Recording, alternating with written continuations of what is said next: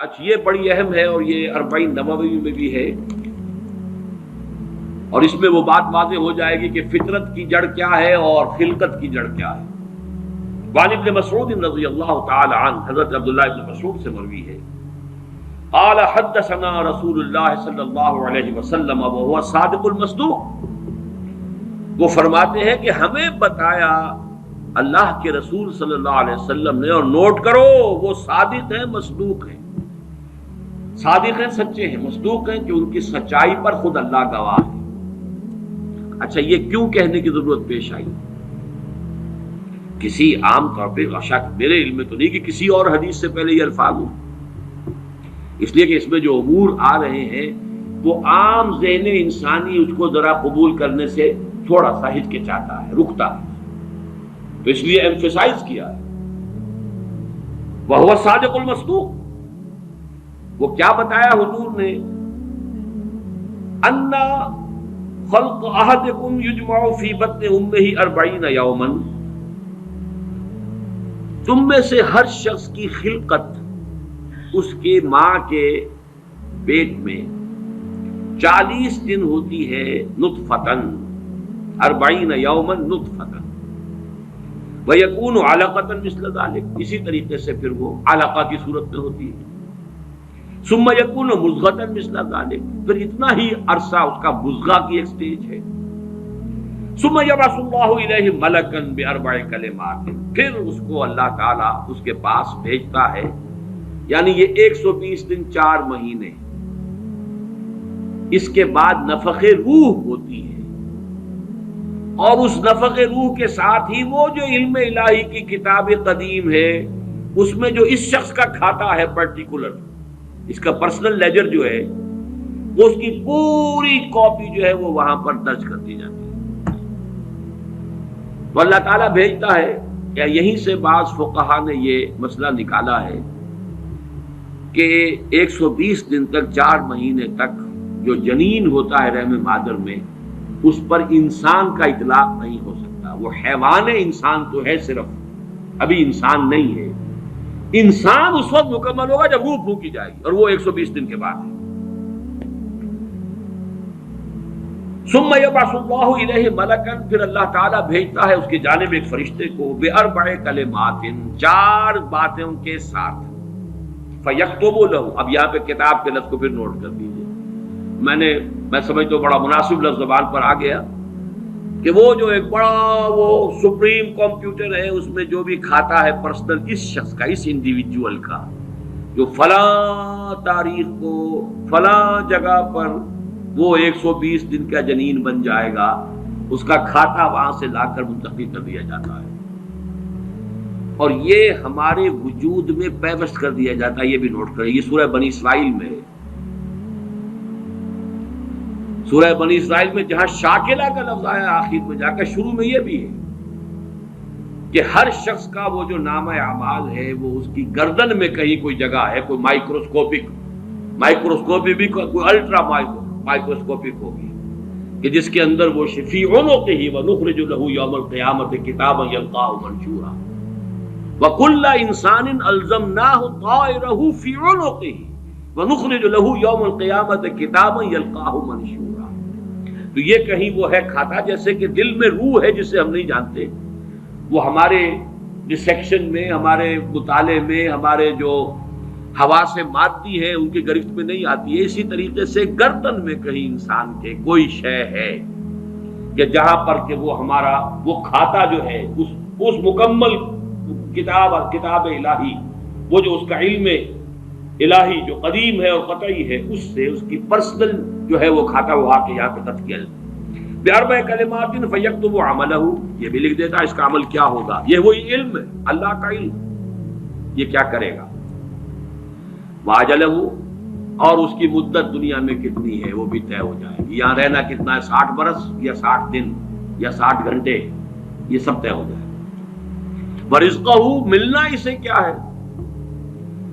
وشقی اور سعید، اور یہ بھی کہ بالآخر یہ شقی رہے گا یا سعید رہے گا، شقی بدبخت نتیجے کے اعتبار سے،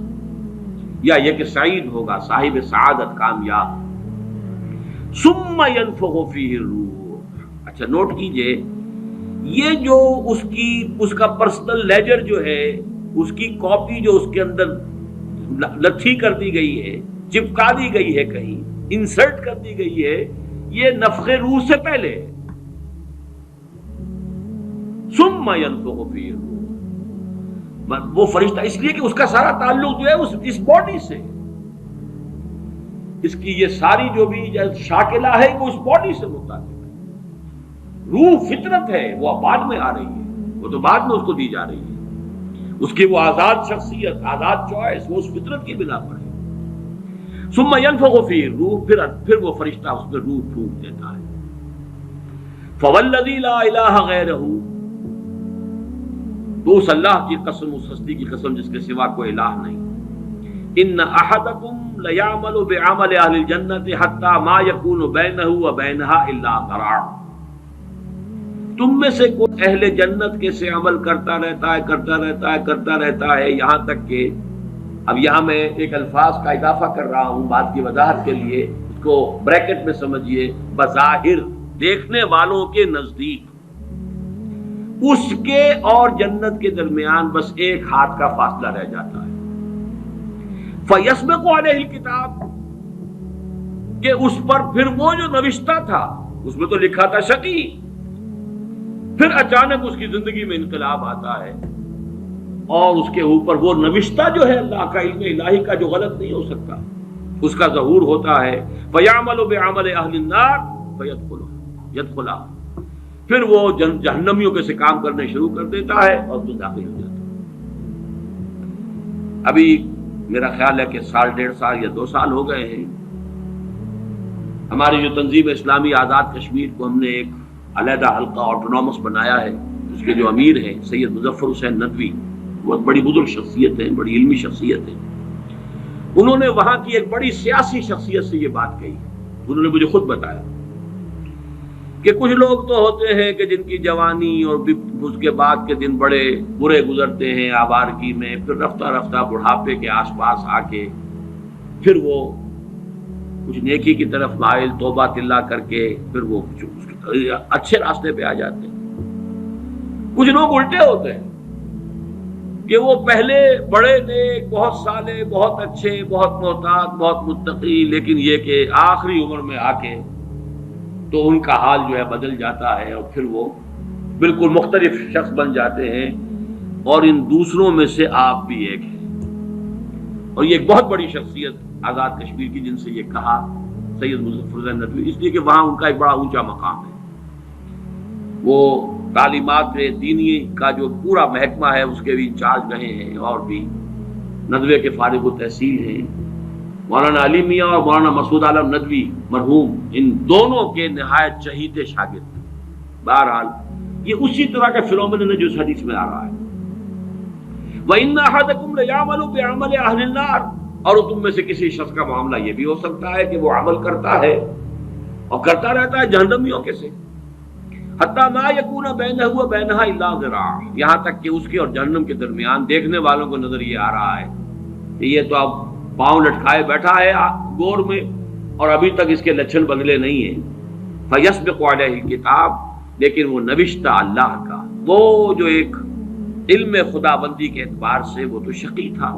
یا سعید تھا۔ فیعمل بعمل اہل الجنۃ فیدخلها،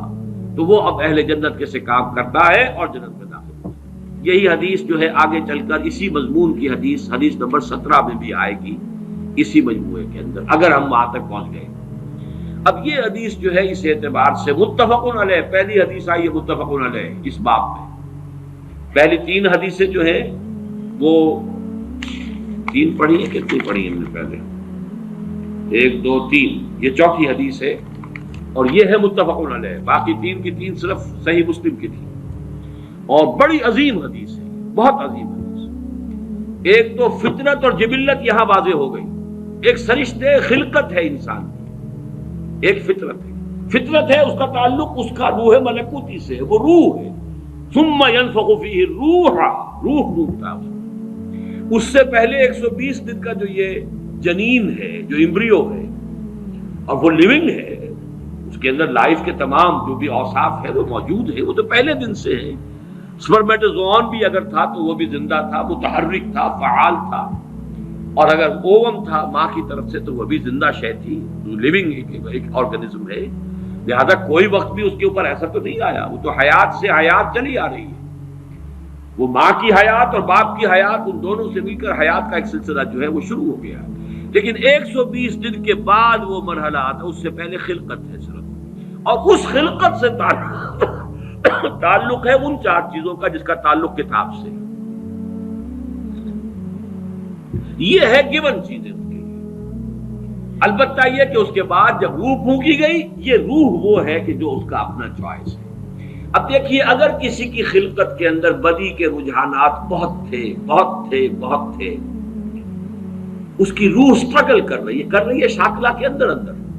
शाकला से बाहर निकल नहीं सकती। Great resistance it has to overcome. करते यूं समझिए कि जैसे दीमक जो है किसी चौखट को अंदर से खा रही है, एक वक्त आता है कि वो ऊपर जाहिर हो जाती है। तो उसके अंदर जो है खिलकत में अगर नेकी का रुझान ज्यादा था, लेकिन उसकी अपनी चॉइस बदी की है, तो उसे स्ट्रगल करनी पड़ी है अपनी नेकी को दबाने में। उस वक्त तक नेकी जाहिर हो रही है, लेकिन बिल आखिर वो कामयाब हो जाता है, इसलिए कि वो शकी था, और आखिर में वो दीमक जो है शकावत की वो जाहिर हो जाती है। अगर बदी के रुझानात उसकी खिलकत में ज्यादा थे, गिवन शाकला जो है वो नेगेटिव ज्यादा था, वो कोशिश कर रहा है। अब ये स्ट्रगल जो है इंसान की शख्सियत के अंदर हो रही है, अल्लाह जानता है इसको। देखने वालों को तो ये नजर आएगा वही काम कर रहा है जो पहले 10 साल पहले कर रहा था, आज भी वही कर रहा है। उन्हें नजर नहीं आएगा कि इसने कितनी मेहनत की है, कितनी बार गिरा है फिर उठा है, फिर गिरा है फिर उठा है, कितनी मर्तबा जो है ओवर पावर किया है इसे इसकी उस खिलकत ने, और शैतानी वसाविस ने जो उसको और सपोर्ट कर रहे हैं। लेकिन इसने अपनी he has not given up his struggle, उसके अंदर लगा रहा है यहां तक कि बिलाखिर कामयाब हो गया। लेकिन देखने वालों को जो नजर आएगा उसके एतबार से हदीस ने बात को वाज़ेह कर दिया। कोई इश्काल नहीं, अल्हम्दुलिल्लाह मेरे ज़हन में कोई इश्काल इस हदीस के दर्जे में बाकी नहीं रहा।